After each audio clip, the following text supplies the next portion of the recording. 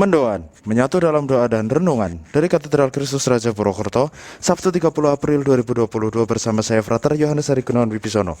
Saudari-saudara yang terkasih, mari bersama-sama kita renungkan bacaan Injil hari ini dari Injil Yohanes bab 6 ayat 16 sampai dengan 21. Kita siapkan hati kita untuk berdoa. Dalam nama Bapa dan Putra dan Roh Kudus, amin. Semoga Tuhan beserta kita sekarang dan selama-lamanya. Inilah Injil suci menurut Yohanes, dimuliakanlah Tuhan.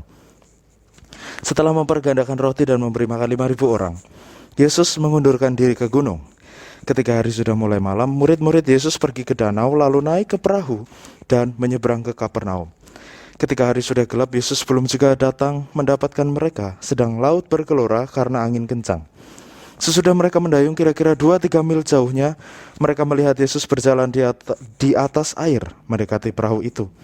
Maka ketakutanlah mereka, tetapi Yesus berkata kepada mereka, "Ini aku, jangan takut."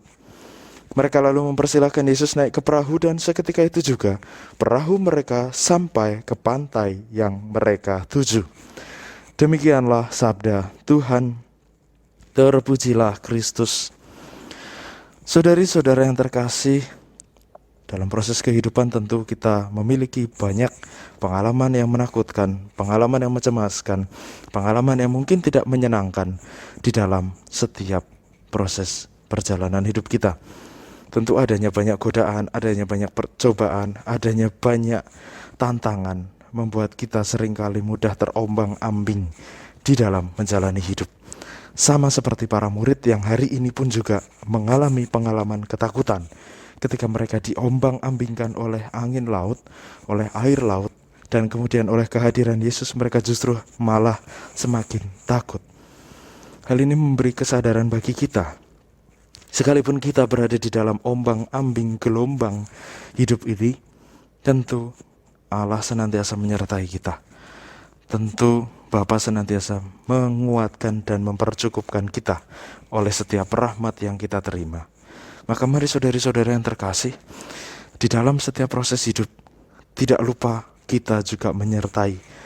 Kita juga mohon penyertaan dari Allah Bapa, agar hidup kita senantiasa dinaungi, hidup kita senantiasa disertai oleh kekuatan rahmat kasih-Nya, sehingga kita senantiasa dicukupkan, dimampukan, dikuatkan dalam setiap proses tantangan hidup kita.